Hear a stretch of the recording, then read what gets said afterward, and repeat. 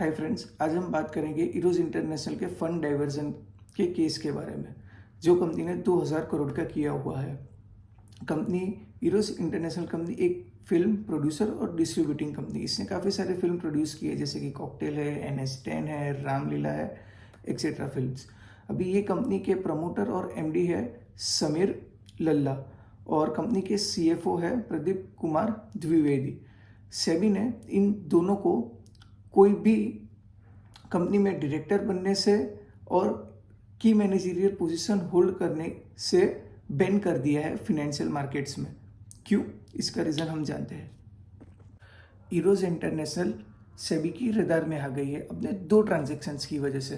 पहला ट्रांजैक्शन, उन्होंने अपने असेट्स को इम्पेयरमेंट किया है 1550 करोड़ रुपए से, और दूसरा, उन्होंने अपने ट्रेड रिसीवेबल्स को as a bad debt declare किया है 550 करोड़ से। सेबी ने तुरंत ही NSE और BSE को बताया कि आप इरोज इंटरनेशनल के बुक्स ऑफ अकाउंट्स को एग्जामिन करवाइए। BSE और NSE ने फॉरेंसिक ऑडिटर को अपॉइंट करके books of accounts Eros international के एग्जामिन करवाए और एक रिपोर्ट बना के सेबी को दे दिया। सेबी ने वो रिपोर्ट की जांच पड़ताल करने के बाद ये कंक्लूड किया कि इरोज इंटरनेशनल सच में एक फंड डाइवर्जन केस में इंक्लूडेड है, और उसके साथ और भी 3 कंपनी इंक्लूडेड है। एक कंपनी का नाम है थिंकिंग पिक्चर्स प्राइवेट लिमिटेड, दूसरी कंपनी का नाम है global one media and entertainment limited, तीसरी कंपनी का नाम है spicy entertainment and media limited. SEBI के रिपोर्ट के हिसाब से 2012-13 में इरोज इंटर ने काफ़ी सारी लिस्टेड एंटिटीज के साथ एग्रीमेंट साइन किया था अपनी मूवीज़ को री रिलीज करने के लिए डिफरेंट रीजनल लैंग्वेजेस के हिसाब से। पर इंडिया में सिनेमाटोग्राफिक एक्ट 1952 के हिसाब से अगर कोई भी फिल्म को रिलीज या री रिलीज करना हो तो सबसे पहले हमें सर्टिफिकेट लेना पड़ता है सेंसर बोर्ड से। बट ये केस में ना ही इरोज इंटरनेशनल ने कोई सर्टिफिकेट लिया है सेंसर बोर्ड से, ना ही कोई अदर एंटिटीज ने सर्टिफिकेट लिया है सेंसर बोर्ड से। और जो भी इंफॉर्मेशन बाहर पब्लिकली अवेलेबल है वो इंफॉर्मेशन के मुताबिक तो हमें ये भी नहीं पता है कि क्या सच में ये मूवीज रीजनल लैंग्वेजेस में रिलीज हुई भी है या नहीं हुई है। तो इससे हमें क्या पता चलता है कि सच में इरोज इंटरनेशनल ये दूसरी कंपनियां अपने बिजनेस के पर्पज से फॉर्म की थी या फिर राउंड ट्रिपिंग ऑफ फाइनेंस के पर्पज से। दूसरा, सेबी ने ये भी बताया है कि 2011-12 से लेके 2019-20 तक इरोज इंटरनेशनल का टोटल रेवेन्यू था 1623 करोड़ का, जिसमें से कंपनी को रेवेन्यू रिसीव हुआ था सिर्फ 1100 करोड़ रुपए का। दूसरा, 523 करोड़ रुपए का रेवेन्यू इन्होंने एज ए बैड डेट दिखाया हुआ था। बैंक स्टेटमेंट को एनालाइज करते हुए ये भी एक चीज़ पता चली है कि जो दूसरी एंटिटीज थी ना, उनके रेवेन्यू का टोटल 60% रेवेन्यू तो सिर्फ इरोज इंटरनेशनल ही दे रहा था, और ये जो दूसरी एंटिटीज थी ना वो मीडिया और एंटरटेनमेंट इंडस्ट्री में तो कोई काम कर ही नहीं रही थी।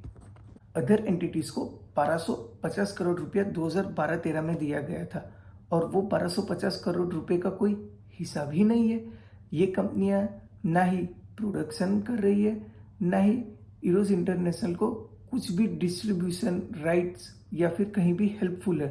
तो पता नहीं इरोज इंटरनेशनल ने किस बात का पैसा ये दूसरी एंटिटीज को दिया है और दूसरी एंटिटीज कर क्या रही है ये पैसों से। सेबी ने ये भी बताया है कि जो भी दूसरी एंटिटीज थी उनके GST लाइसेंस कितने ही टाइम पहले बंद करवा दिए गए हैं, और ये भी एक रेड फ्लैग आ रहा है कि कंपनीज ने इतना टर्न ओवर होने के बावजूद भी क्यों अपने GST सर्टिफिकेट्स को कैंसिल करवा दिया।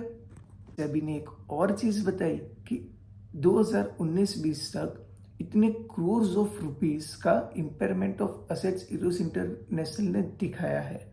उसके बाद भी 2020 से लेकर 2023 तक अभी भी इरोज इंटरनेशनल ये दूसरी एंटिटीज को पैसा ट्रांसफर कर रहा है। सेबी ने अपने रिपोर्ट में एक और बात बताई है कि जो भी पैसा इरोज इंटरनेशनल ये दूसरी कंपनीज में ट्रांसफर कर रहा है वो डायरेक्टली या इनडायरेक्टली तो प्रमोटर के पास ही जा रहा है, और एक दूसरा 57 करोड़ रुपीस का अमाउंट प्रमोटर के brother in law Vikram Rajni को गया है।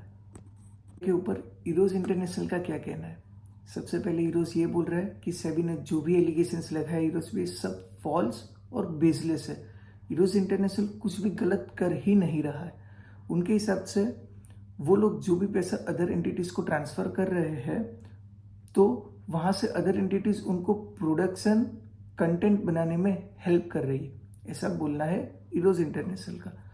इरोज इंटरनेशनल ने ये कहा है कि जैसे दूसरी एंटिटीज़ ने पेमेंट करने में डिले किया है या कोई भी गड़बड़ की है इरोज को, तो उन्होंने सामने से कॉन्ट्रैक्ट को टर्मिनेट कर दिया है अपने टाइमलाइन से पहले, और उन्होंने नेसेसरी स्टेप्स भी लिए हैं दूसरी एंटिटी से पैसा वसूल करने के लिए। इरोज ने एक और बात बताई है, उन्होंने बोला है कि दूसरी एंटिटीज़ के साथ हम प्रोजेक्ट स्पेसिफिक एग्रीमेंट्स करते हैं, तो अगर कभी वो लोग पेमेंट नहीं करते तो उसका मतलब ये नहीं कि हम उनसे हमारे सारे बिजनेस के रिलेशंस तोड़ दें।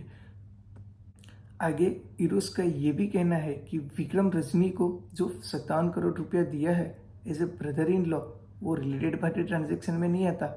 इरोज इंटरनेशनल ने सिक्योरिटीज अपीलेट ट्रिब्यूनल में भी अपील की थी अपने ये 2000 करोड़ के केस से related, but securities appellate tribunal ने भी वहाँ पे रिजेक्ट कर दिया है इनकी अपील को, और इरोज इंटरनेशनल को ही गिल्टी प्रूव किया है ये केस में।